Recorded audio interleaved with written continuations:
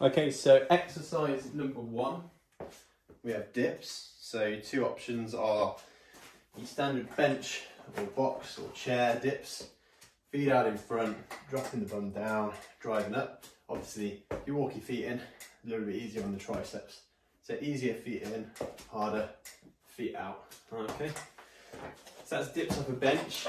I don't know what setup you've got at home or what equipment. If you do have tricep dip bars or dip bars you can put on a rack, you've obviously got your chest and tricep dips as well. Okay, so that's your option there with those. The Renegade Row is essentially a push-up with a row. So not only working chest and shoulders, you're then working back and biceps. So a couple of ways you can do it. You can do it kind of on one arm, go down into the press up, row up a kettlebell, change hands, or if you've got 2 weights you can leave on either side, or if you've got dumbbells, you can literally hold the dumbbells, come down into the push up, and then again stabilise, row back, come back down, press up, row back, down, press up, and again into the row. Okay, that's really hard because you have to stabilise obviously on the dumbbells. If you've got rubber ones that are a bit more solid and grippy, great, a lot easier. And again, just get used to kind of driving the elbow back as you come up out of the press up to start with. With a kettlebell, it's exactly the same. You're in a press up position to start with. It's a push up, okay? And you grab the kettlebell and row it, okay? So you don't worry too much about balancing on the kettlebell to start with, because that is a really, really difficult exercise, even harder than the dumbbells, because it's a small handle. So that's your Renegade Row. Okay, so again, it's just maximising what you're doing, just adding in back and bicep element into your push-up movement as well.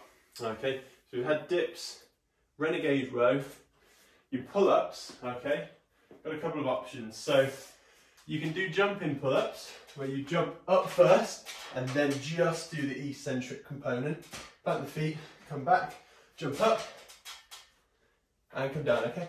So that's one way to build up your pull-ups. The other way, if you get a thick band, I think I got this off Amazon for 14, 15 quid. It takes about 60 kilos of weight.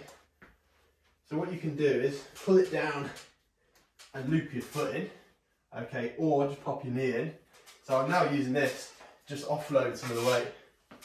So now that is a lot easier for me to do some pull-ups. And again, if you get 2 of these, you can put 1 in each foot. And again, it's just a really good way to get used to the movement without having an assisted pull-up machine that costs about £1,000. You can just get used to the movement and use the bands. There's a little tip for you. Get your foot out of that. Okay, so that's your pull-up options. Again, just build them up over time using one of those techniques.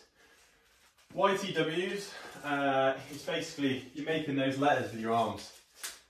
Now I've got bands here, they are different lengths, which is handy. You can kind of come up into your Y position with the arms, a T position, and then a W overhead. Okay. With the bands there, they're not kind of greatly set up.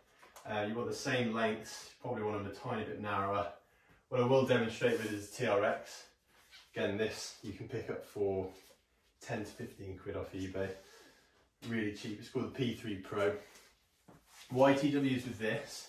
Okay, you grip the handle, bring the feet forward, you do a thrust fall back, you make a big Y, lots of shoulder and back strength required. Control, control, control, control, come down, make a big T.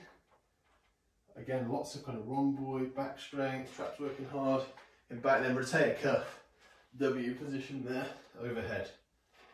Come back, and then repeat, okay? Again, that's 3 exercises, so if you did 4 times round, there's 12 repetitions of that exercise.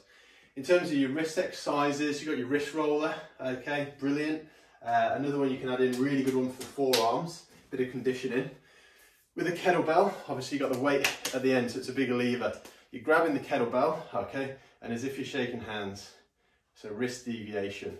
So that is radial deviation, radius, and then ulnar deviation, control on the way down. Curl up, control down. Okay, really nice wrist exercise. Not only is it the deviation movement, forearms really tense throughout the whole movement as well. Okay, so it's 4 exercises there, and then 2 for the forearms and wrists to finish.